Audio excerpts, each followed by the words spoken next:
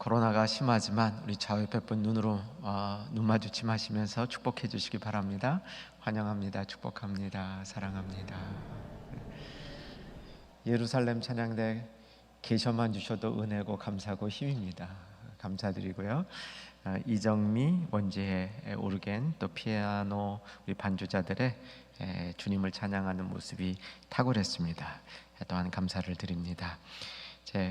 오늘 말씀은 이 기간이 대강절, 예수님이 오심을 우리가 기다리고 준비하는 기간인데, 말씀은 예수님의 고별 설교의 일부분입니다. 예수님이 이 땅에 오신 기간에 이 땅을 떠나가시는 그때 주신 말씀, 이 말씀을 살펴보려고 그럽니다. 그런데 그게 관련이 있습니다.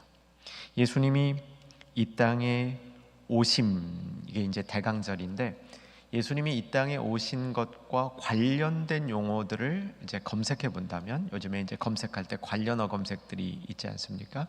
그런 방식으로 예수님이 이 땅에 오심과 관련된 검색을 하면 뭐가 제일 먼저 나올까요? 이것은 성경이 이제 주제들을 연결해서 본다는 관점에서 의의가 있습니다. 예수님의 오심과 관련해서 우리가 다른 관련어를 찾으면 무엇이겠습니까? 한번 속으로 생각해 보시면 예수님의 다시 오심이죠. 우리는 예수님이 이제 오신 것을 기념하고 기억하면서 예수님이 2000년 전에 이 땅에 오셨는데, 그러면 그 다음에는 이 땅에 오셨던 예수님은 다시 오실 거구나. 그래서 예수님의 재림을 관련어로 같이 생각해 봐야 되는 거죠. 또 다른 관련어가 있다면 무엇이겠습니까? 예수님이 이 땅에 탄생하셨으니까 그 다음 예수님이 이 땅을 어떻게 떠나셨는가, 마무리하셨는가, 이 땅에 오신 예수님이 어떻게 사역을 마무리하셨는가, 예수님의 죽으심, 예수님의 고난도 같이 생각해 볼 수 있는 겁니다. 그런데 여러분 기억하실지 모르겠지만 저는 여러분이 기억해 주시기를 바라는 것인데, 요한복음은 예수님이 이 땅에서 죽으신 부분, 예수님이 고난당하시고 십자가에 돌아가신 이 부분을, 이 세상을 떠나셨다, 이 세상에 오신 예수님이 이 세상을 떠나셨다, 이렇게 보고 있습니다. 보통 일반적인 관점은 예수님이 이 땅에 탄생하시고 죽으셨다, 죽으실 때 십자가를 지시고 죽으셨다, 이렇게 보는 게 일반적인 관점이라면, 요한복음은 이 땅에 예수님이 오셨다, 육신을 입고 성육신 오셨다, 그러니까 오신 예수님이 이 땅을 떠나셨다, 이렇게 설명하고 있는 겁니다. 이 요한복음 특별히 이제 13장부터 예수님이 이 땅을 떠나실 준비를 하시는데, 14장, 15장, 16장 요 세 장이 예수님이 이 땅을 떠나시면서 제자들에게 주신 교훈입니다. 그러니까 이 검색어별로 연결해 본다면 예수님이 이 땅에 오신 이유를 설명해 주는 겁니다. 예수님이 이 땅에 오신 이유를 설명해 주면서 그 이유를 다 달성하고 나는 떠나니까 그 다음에 너희들 제자들이 이런 일들을 하라라고 가르쳐 주는 것이 특별히 고별 설교라고 알려져 있는 요한복음 14장, 15장, 16장입니다. 이 말씀들은 이제 올 초에 요한복음 강의할 때 쭉 그 부분을 다뤘는데, 이 16장은 그때 못 다뤘습니다. 그래서 오늘 그때를 이어서 16장을 볼 테인데, 예수님이 떠나면서 우리에게 주신 설교, 이 배경을 우리가 알고 본문을 봤으면 좋겠습니다. 우리는 종종 예수님이 이 땅에 오신 이유, 십자가 지신 것이죠. 근데 예수님이 왜 그렇게 십자가를 지셔야 됐는지 잘 이해가 안 될 때도 있습니다. 그냥 예수님 바로 영광 받으셨으면 안 되나, 왜 그렇게 꼭 고난을 받으셔야 되나, 이런 질문들을 할 수 있고요. 교회를 오래 다니셨던 분은 대충 예수님이 십자가를 지셔야 되는 이유를 알고 있을 겁니다. 한번 그래도 여러분 말로 누가 여러분에게 물어본다면 예수님이 꼭 왜 십자가를 지셔야 돼? 라고 물어본다면 뭐라고 답하실지 한 번쯤 생각해 보시기 바랍니다. 내 죄 때문이야, 이렇게 답하실 수 있겠죠? 당신을 구원하시기 위해서야, 이렇게 답하실 수도 있겠습니다. 예수님이 이 땅에 오셨다가 떠나가시면서 제자들에게 하신 말씀, 그 중에 가장 그 하이라이트가 되는 부분을 먼저 봅니다. 7절이 되겠습니다. 16장 7절. 16장 7절 찾으셨죠? 같이 한번 읽겠습니다. 그러나 내가 너희에게 실상을 말하노니 내가 떠나가는 것이 너희에게 유익이라. 내가 떠나가지 아니하면 보혜사가 너희에게로 오시지 아니할 것이요 가면 내가 그를 너희에게로 보내리라. 내가 떠나는 게 유익이다. 이유는 보혜사가 오기 때문에. 그러니까 보혜사가 누구죠? 성령님이시잖아요. 그 성령님이, 예수님 대신 성령님이 오신다는 겁니다. 자, 그래서 예수님의 오심에 대한 또 다른 관련어를 우리가 여기서 정리해 둘 수 있겠죠. 예수님이 오시고 예수님이 떠나실 때 누가 오십니까? 성령님이 오시는 겁니다.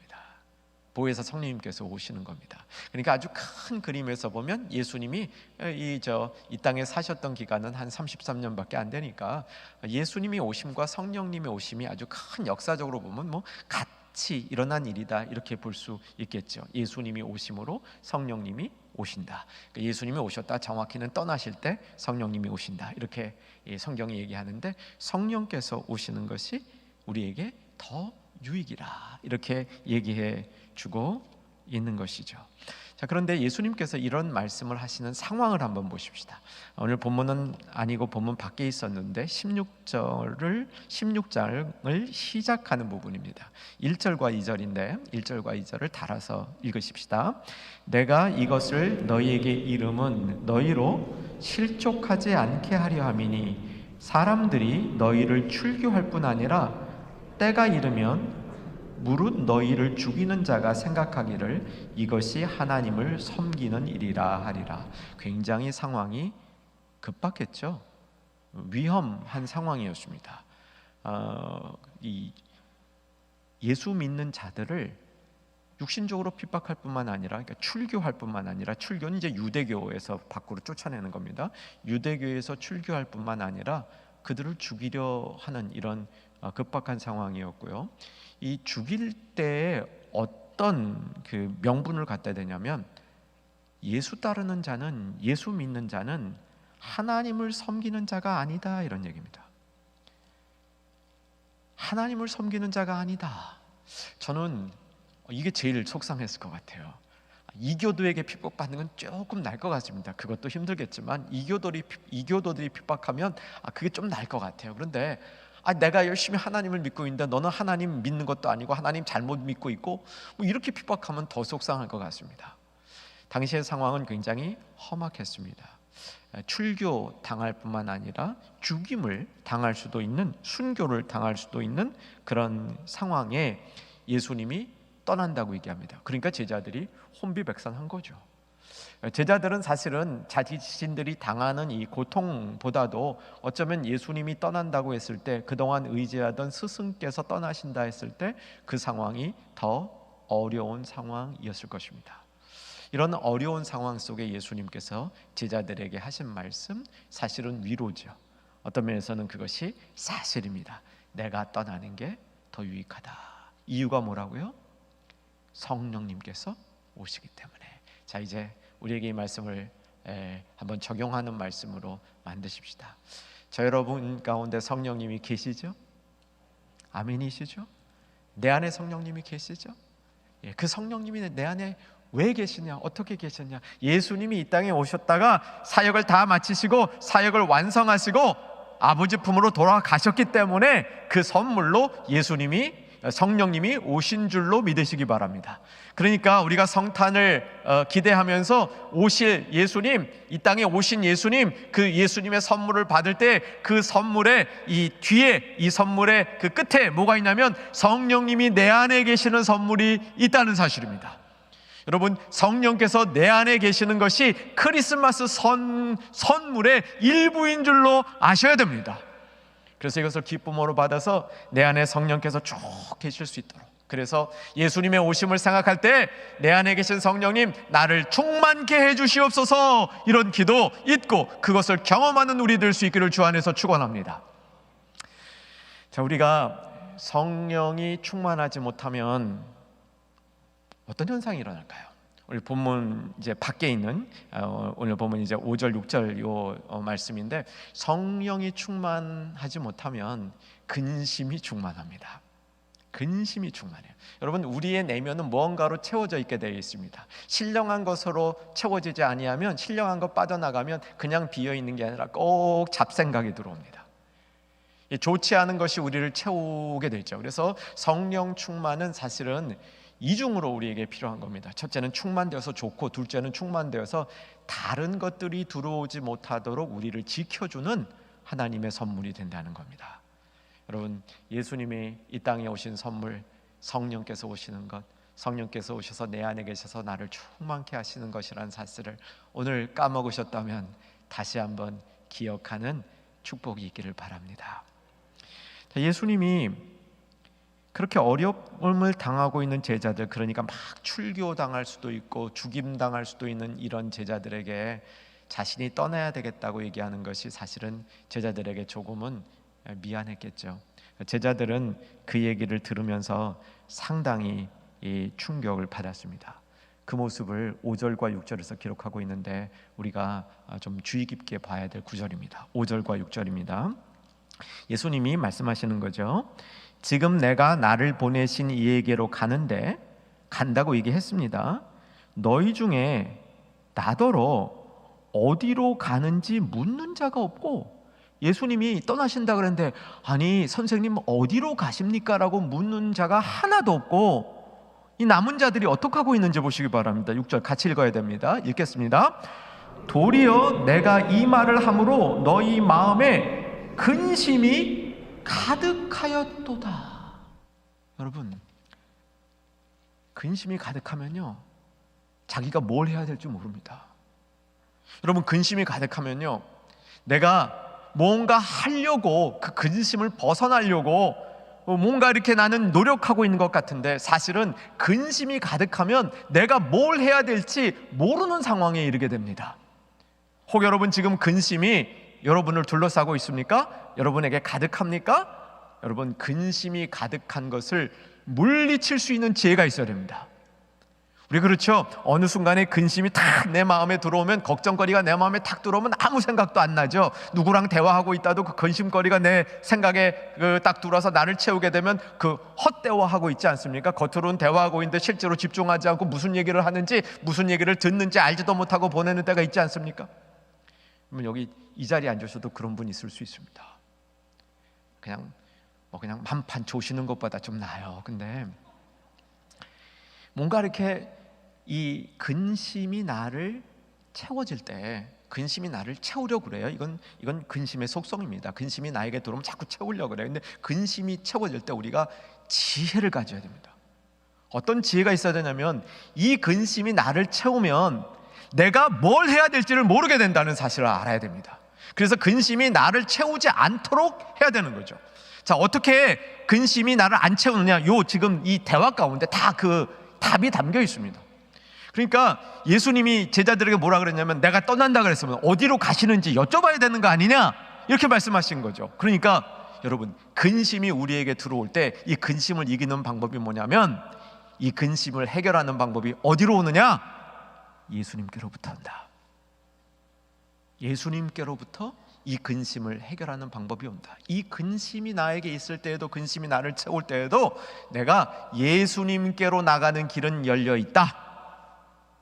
여러분, 꼭 기억하실 수 있기를 주의 이름으로 축원합니다. 그래서 근심이 나를 가득할 때, 근심이 나를 채울 때, 그 근심 속에 빠져 있지 말고 그 근심을 통과하여 나가서 예수님께로 갈 수 있는 그런 우리의 이 신앙의 열림이 나타날 수 있기를 바랍니다. 6장 5절을 한번 보겠습니다. 요한복음 6장 5절 자막으로 보겠습니다. 요한복음 6장 5절.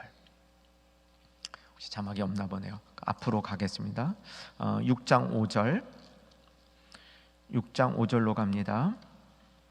자, 6장 5절. 요한복음에 보면 어디서 오느냐 이런 얘기들이 종종 나와요. 이게 이제 이 전체 가르침의 한 맥에 있는 부분인데, 6장 5절, 예수님께서 오병이어 기적을 일으키실 때 이제 이 사람들이 많이 있는 상황에서 하신 말씀입니다. 예수께서 눈을 들어 큰 무리가 자기에게로 오는 것을 보시고 빌립에게 이르시되, 같이 읽습니다. 우리가 어디서 떡을 사서 이 사람을 먹이겠느냐 하시니. 어디서 떡을 사서, 어디에 답이 있을까? 어디에, 이런 질문이 있을 때 그 질문에 대한 답이 어디라고요? 예수님이라는 거예요. 예수님이 다 알고 물어보신 거죠. 어디에서 너희가 떡을 살 거냐? 예수님이 공급해 주실 거라는 겁니다. 예수님이 공급해 주실 거라는 거예요. 예수님이 어디로 가시는지, 예수님이 어디에 계신지, 그곳에서 예수님이 어디로 우리를 인도하시는지, 그것에 집중할 때에 우리를 가득 채웠던 근심들이 물러나갈 줄로 믿으시기 바랍니다. 오늘 그 교훈을 주는 겁니다. 어디로? 예수님으로. 예수님을 향하여 나아갈 때 우리의 근심스러운 마음들, 나를 채웠던 근심들이 성령의 채우심으로 바뀌어질 수 있다라고 말씀해 주시는 것이죠. 자, 그래서 예수님께서 내가 떠나는 게 유익이라 성령께서 오시면 이제 많은 일들을 할 것이다. 이 성령께서 오셔서 예수님 대신하는 일들에 대해서는 굉장히 많습니다. 요한복음에 여러 가지로 나타나죠. 14, 15, 16장에 그 내용들이 이제 계속 나타나는데 이거 쭉 우리가 하나씩 배우고 있습니다. 저와 여러분의 특징은 배우고 자꾸 까먹는다는 것이죠. 여러분만 그런 게 아닙니다. 저도 그렇습니다. 저도 자꾸 듣고 까먹고 제가 또 제 속에 메시지를 던져도 까먹고 그렇습니다. 그런데 우리가 이제 또 들으면 또 잘 생각이 나요. 오늘 꼭 기억해 주실 것은 예수님이 떠나고 성령님이 오셨는데 그게 예수님이 계실 때보다 더 유익한 점들이 우리에게 많이 있다. 이게 교훈이라는 거죠. 이제 그게 뭔지를 배워가는 겁니다. 여러 개 중에 오늘 이제 16장에는 이 두 가지, 오늘 본문에는 두 가지가 나타납니다. 하나는 뭐냐면 책망하신다는 거예요. 8절이죠. 그가 와서 죄에 대하여, 의에 대하여, 심판에 대하여 세상을 책망하시리라. 이게 이제 성령께서 오셔서 하는 일이라는 겁니다. 자, 그 다음 두 번째는 뭐냐면 13절로 이동하는데 13절로 보시면 같이 읽으십시다. 그러나 진리의 성령이 오시면 그가 너희를 모든 진리 가운데로 인도하시리니 그가 스스로 말하지 않고 오직 들은 것을 말하며 장래일을 너희에게 알리시리라. 내용도 굉장히 깊어요. 진리의 성령께서 오시면 우리를 진리 가운데로 인도하시리라. 여러분, 진리 가운데 사시기를 원하시면 성령님의 인도하심을 꼭 받으셔야 합니다. 여러분, 진리 가운데 살면 좋겠습니까? 안 좋겠습니까? 좋습니다. 여러분, 진리 가운데 사시기를 바랍니다. 진리 가운데 살아야 지혜롭지 않겠습니까? 진리 가운데 살아야 진실하지 않겠습니까? 이 진리 가운데 사는 게 얼마나 좋습니까? 근데 성령님이 계셔서 우리를 진리로 인도해 주고 장래 일을 알리시리라. 장래 걱정 안 해도 된다는 겁니다. 장래 일을 알려주시리라. 그러니까 사실은 핍박 가운데 있는 출교와 순교의 위험이 있던 제자들에게는 큰 안심이 되는 얘기죠. 장래 일을 알려주시리라. 진리 가운데 인도해 주시리라. 이렇게 두 가지를 교훈해 주시는데, 먼저 이제 8절에 나오는 죄에 대해서, 의에 대해서, 심판에 대해서 세상을 책망하시리라. 이 부분을 볼 겁니다. 사실 오늘은 여기만 봐도 시간이 충분히 갈 것 같아요. 그래서 아마 제가 크게 욕심을 안 내고 그 성령께서 우리에게 오셔서 세 가지 책망을 하신다는 거죠. 뭐에 대해서? 죄에 대해서. 또 뭐에 대해서? 의에 대해서. 또 뭐에 대해서? 심판에 대해서. 여러분, 이게 무슨 뜻인지 이해가 되십니까? 저는요, 이거 정말 이해가 안 됐습니다. 제가 꽤 오래전에 요한복음에 대한 간단한 책도 썼는데 그때도 이거 이해 못하고 있었어요. 성령께서 오셔서 책망하리라. 죄에 대해서, 의에 대해서, 심판에 대해서. 아마 여러분 중에 그런 분이 저는 제법 계시라고 생각합니다. 이 구조를 알고 있고 오늘 말씀의 제목입니다. 그런데 도대체 저게 뭘까? 죄에 대해서 책망한다, 의에 대해서 책망한다, 심판에 대해서 책망한다. 그리고 예수님이 설명해 주셔요. 죄에 대해서 책망함이란, 의에 대해서 책망함이란, 심판에 대해서 책망함이란. 근데 그거 읽고 나면 더 어려워. 저는 그랬습니다. 여러분 어떠신지 모르겠어요. 읽어보시겠어요? 9절부터 11절까지인데 한번 같이 쭉 3절 읽어보십시다. 시작. 죄에 대하여라 함은 그들이 나를 믿지 아니하며 의에 대하여라 함은 내가 아버지께로 가니 너희가 다시 나를 보지 못하며 심판에 대하여라 함은 이 세상 임금이 심판을 받았습니다. 죄와 심판은 조금 이 자체로는 좀 이해가 돼요. 근데 의에 대해서라는 말은 잘 이해가 안 됩니다. 그리고 이 세 가지가 어떤 연관관계에 있는지도 잘 이해가 안 돼요. 그래서 이게 참 쉽지 않은 구절이죠. 자, 이 구절을 오늘 도전합니다. 자, 도전하는 근거가 있습니다. 책망에 대해서 우리 말씀 들었죠? 2주 전, 지난주 말고 그 전주에 빛의 책망 들으셨습니까? 가물가물하세요? 그래도 3주 안은 조금 기억해 주시기를 소망합니다. 3주 밖은 좀 우리가 이해가 된다 하더라도 3주 안짝은 좀 기억해 주시면 좋을 텐데 할 수 없습니다. 오늘 본문 잘 끼워 놓으시고 2주 전 본문으로 갑니다. 에베소서 5장 11절에서 14절까지. 에베소서 5장 11절 14절. 에베소서 5장 11절 14절. 제가 읽기 시작합니다. 너희는 열매 없는 어둠의 일에 참여하지 말고 도리어 뭐하라? 책망하라. 열매 없는 어둠의 일은 12절에서 은밀히 행하는 것으로 말하기도 부끄러운 것들이라. 이거 하지 말고 도리어 책망하라 그랬습니다. 13절 같이 읽습니다. 그러나 책망을 받는 모든 것은 빛으로 말미암아 드러나나니 드러나는 것마다 빛이니라. 계속 그러므로 이르기를 잠자는 자여 깨어서 죽은 자들 가운데서 일어나라. 그리스도께서 너희에게 비추이시라 하셨느니라. 여기서 책망이란 말이 나왔죠. 이 책망은 그때 말씀드린 겁니다. 꾸짖는 것이 아니고 우리에게 밝히 드러내는 거예요. 밝히 드러나면 부끄럽기도 하지만 밝히 드러내는 목적이 교정하기 위해서, 바로잡기 위해서 밝히 드러내는 것이다. 이렇게 말씀드렸습니다. 우리가 열매 없는 일에 있을 때, 영적으로 잠자고 있을 때, 영적으로 죽은 상태에 있을 때 그 빛이 비추어져서 우리를 다 이렇게 드러내가지고 우리 이제 속에 있는 거 다 드러내서 그걸 깨우쳐주고 알게 하고 밝게 만들어주는 것이다. 이렇게 이 말씀 나눴습니다. 그리고 그때 이렇게 우리를 책망하는 그 분이 삼위 하나님이다. 성부 하나님, 성자 하나님, 성령 하나님이다 말씀드렸습니다. 성부 하나님을 얘기하면서 잠언 1장 23절 말씀을 드렸고요. 성자 하나님의 책망을 말씀드리면서 성자 곧 말씀의 책망. 성경은 4가지 유익하다. 교훈과 책망과 바르게 함과 의로 교육함에 유익하나니 그 책망이 들어있어요. 이 책망은 꾸짖는 게 아닙니다. 우리가 바르게 될 수 있도록 내 속에 있는 거, 내가 열매 없는 삶을 살고 있는 거, 내 안에 부끄러운 거, 어두운 거, 이런 걸 다 들춰내는 겁니다. 그래서 그것을 깨닫게 밝게 해줘서 바르게 만들어주는 것이 책망인 것이죠. 성령께서도 책망하십니다. 오늘 본문이 그 성령의 책망에 관한 얘기인 거죠. 성령이 죄에 대해서, 의에 대해서, 심판에 대해서 책망하신다는 겁니다. 그건 뭐냐면 죄가 무엇인지 우리에게 드러내 알려주신다는 거예요. 우리가 죄를 모르고 있을 때, 모르는 죄 가운데 있을 때, 우리 안에 어떤 죄가 있는지 모를 때 그것을 드러내서 알려주신다는 겁니다. 아주 밝히 빼도 박도 못하게 분명하게 내 안에 있는, 세상에 있는 죄를 드러내 알려주신다는 것. 이게 성령이 하시는 일이라는 겁니다. 두 번째, 의에 대해서, 제가 잘 의에 대해서 모릅니다 이렇게 변명하지 못하도록 무엇이 의인지를 분명하게 우리에게 드러내 알려주신다는 겁니다. 심판에 대해서도 그렇게 분명하게 왜 심판이 있으며 심판이 무엇이며 심판을 통해서 무엇을 우리가 받고 배워야 하는지에 대해서 성령께서 분명하게 가르쳐 주신다라고 얘기를 하는 겁니다.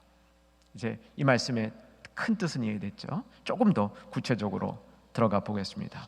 자, 그러면 죄에 대해서 밝히 가르쳐 주실 때 무엇을 가르쳐 주시겠습니까? 우리는 내 안에 있는 죄를 성령께서 드러내 주시는구나, 맞죠? 그런데 오늘 이 본문을 다시 한번 보십시오. 9절에 그것만이 아니라는 겁니다. 그것만이 아니라 진짜 성령께서 죄에 대해서 가르쳐 주고 싶은 얘기, 9절 제가 읽습니다. 죄에 대하여라 함은 그들이 나를 믿지 아니하며. 여러분, 죄 중에 가장 큰 죄가 믿지 않는 죄라는 겁니다. 여러분, 오늘 이 말씀을 우리 마음속에 좀 새겼으면 좋겠습니다. 죄 중에 가장 큰 죄가 믿지 않는 죄라는 겁니다. 여러분, 그러면 저와 여러분 가운데 믿지 않는 영역이 있지 않을까 우리가 돌아봐야 됩니다.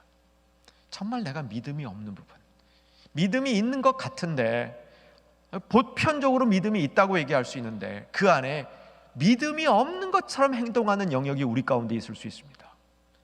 자녀 문제만 다 걸리면, 돈 문제만 다 걸리면, 자존심 문제만 다 걸리면, 뭐 하나 다 걸리면 그 부분에 있어서는 믿음이 없는 사람처럼 행동할 때가 우리에게 종종 있습니다. 성령께서 그것을 깨우쳐 줄 수 있다는 겁니다. 여러분, 우리의 믿음이 온전해질 수 있기를 소망하십시다. 내 믿음 안에 들쭉날쭉하는 게 없었으면 좋겠습니다. 어느 분야에는 믿음이 굉장히 좋은 것 같은데 어떤 분야에는 정말 유치할 정도로 믿음이 없는 모습이 우리들의 모습일 수 있다는 겁니다. 죄에 대해서 책망하는 거, 오늘 본문이 얘기해 준 이 바는 뭐냐면, 죄에 대해서 가장 중요한 죄가 성령께서 보실 때에는 믿지 아니하는 죄라는 겁니다. 이것은 사실은 믿지 아니하는 세상을 향해서 경고한 겁니다. 그런데 우리들 안에도, 믿는 우리들 안에도 그런 요소가 있을 수 있으니 조심하자는 겁니다. 그리고 성령의 책망을 받아야 함을 우리가 받아들이자는 겁니다. 두 번째, 의에 대해서. 여러분, 의에 대해서 이게 이제 9절에 10절에 보면 의에 대하여라 함은 내가 아버지께로 가니 너희가 다시 나를 보지 못하며. 왜냐면 의는 뭐 계속 제가 말씀드린 대로 하나님의 기준입니다. 그 하나님의 기준인데 우리가 의롭지 못하다는 건 다 알죠. 성령께서 우리를 조명해 주시면 우리가 의롭지 못하다는 거 아마 드러날 겁니다. 근데 이제 중요한 것은 얼마나 인간이 의롭지 못하냐를 성령께서 보여주셔요. 그것도 성령께서 우리를 참 이렇게 드러내 찔려주시는 겁니다. 우리가 의롭지 못하다는 것은 로마서를 통해서 많이 알 수 있게 됐죠. 그런데 오늘은 로마서 말고 다른 성경을 하나 여러분하고 나누려고 합니다. 우리가 의롭지 못하다는 것을 가르쳐주는 성경 중에 이사야서 64장 6절이 있습니다. 자막으로 보겠습니다. 아까는 제가 자막 띄워달라고 드리지도 않고 막 띄워달라 그래서 죄송했습니다. 이번에 이제 제대로 됐습니다. 같이 한번 읽으십시다. 무릇 우리는 다 부정한 자 같아서 우리의 의는 다 더러운 옷 같으며 우리는 다 잎사귀같이 시들므로 우리의 죄악이 바람같이 우리를 돌아가나이다. 우리의 그 의 없는 부분에 대해서 이사야도 잘 노래하고 있어요. 우리가 다 괜찮은 사람 같지만 우리를 실제로 살펴보면 부정한 자, 우리가 입고 있는 것 더러운 옷, 잎사귀같이 시들고 죄악이 바람같이 몰아간다, 이런 형편없는 모습을 보여주고 있습니다. 그래서 성령께서 우리에게 의의 없음을 이렇게 조명해 주면서 사실은 여기 오늘 본문에서 결정적으로 의에 대해서 우리에게 보여주시는 건 뭐냐면요, 우리가 의롭지 못하다는 건 우리도 다 알고 있는데 그 의가 어디로부터 오냐는 겁니다. 여러분 답해 보십시오. 우리의 의가 어디로부터 옵니까? 두 글자. 우리의 의가 어디로부터 옵니까? 두 글자 어려우시면 세 글자. 예수, 1번 예수 혹은 예수님의 답은. 자, 어디로부터 옵니까? 예수님. 네, 예수님으로부터 오는 거죠. 우리의 의는 예수님으로부터 오는 겁니다. 예수님이 의예요. 예수님이 의이세요. 그래서 그 예수님의 의를 우리가 전가받아야 우리는 의로울 수 있다. 이거 꼭 기억하셔야 되는 부분이죠. 자, 이걸 기억하시고 본문을 보면 그냥 읽혀져요. 본문이 예수님이 의라는 것을 딱 생각하시고 10절을 보면 10절이 그대로 읽혀집니다. 의에 대하여라 함은 내가 아버지께로 가니, 예수께서 아버지께로 가니 너희가 다시 나를 의를 보지 못하며, 이 말씀이에요. 예수님이 의라는 사실을 설명하고 있는 겁니다. 그래서 우리가 의에 대해서 책망을 받을 때 나는 의롭지 못하며 예수님 자신이 의이기 때문에 우리가 예수님을 붙들고 그 의를 전가받아서 그 의를 가지고 성령님의 도우심으로, 성령님의 책망하심으로 의의 열매를 맺고 살아간다. 이게 기본적인 이 가르침의 이 요지인 것이죠. 여러분, 의에 대해서 책망받으시기를 주 안에서 소망합니다. 그때 오직 예수님의 의를 더 사모하게 되고 예수님처럼 의롭게 우리가 되는 거죠. 자, 이제 심판에 대해서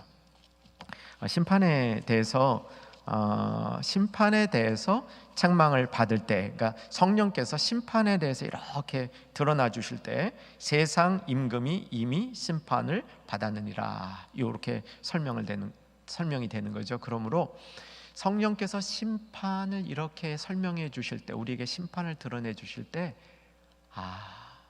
하나님이 통치하고 계시구나, 하나님이 세상을 통치하고 계시구나, 세상의 권세자들이 통치하는 게 아니라 하나님이 세상을 통치하고 계시구나, 이것을 알려주신다는 겁니다. 우리도 이 말씀 다시 한번 우리 심령 속에 외치시길 바랍니다. 하나님이 세상을 통치하신다. 하나님이 나를 통치하신다. 자꾸 까먹어요.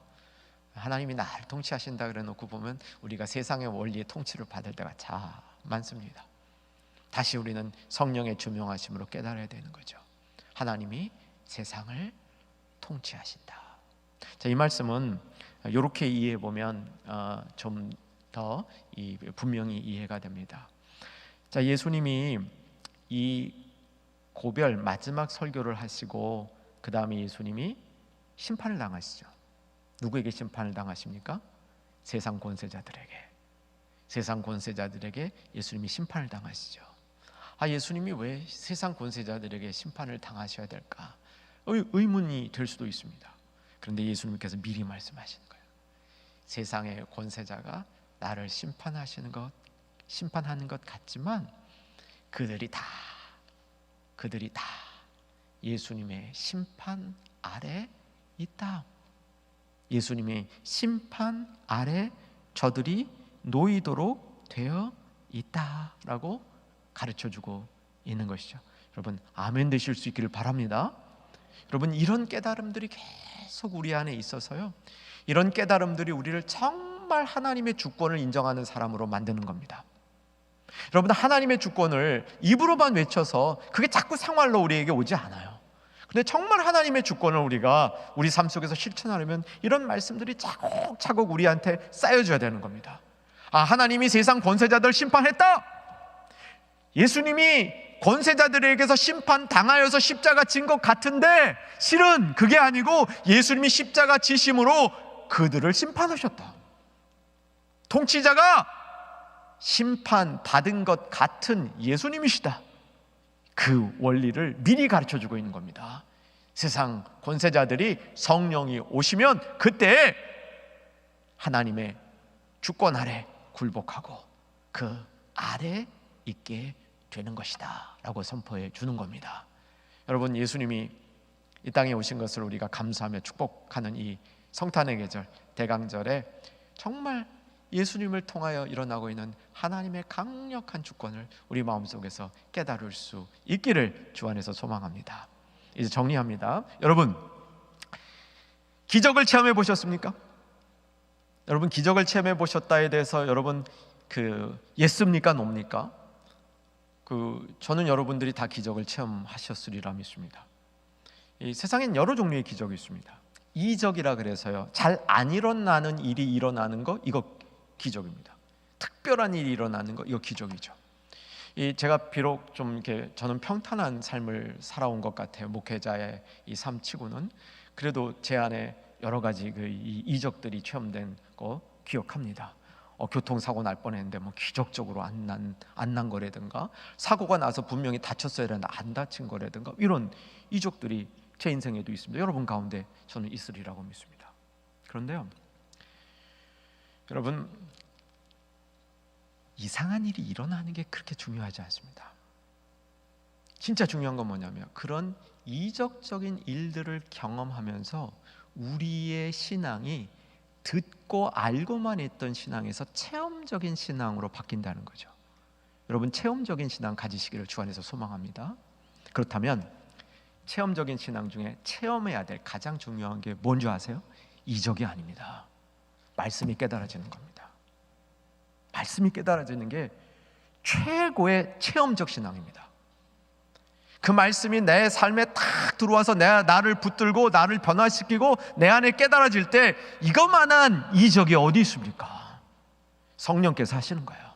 성령께서 책망한다는 게 죄에 대해서, 의에 대해서, 심판에 대해서, 여러분, 그 책망한다는 기본 골자가 뭐냐면 우리가 정말 깨달아야 될 것을 깨달아서 체험적으로 죄를 알고 체험적으로 의를 알고 체험적으로 심판을 알게 해주시는 것이 성령님의 책망이라는 사실입니다.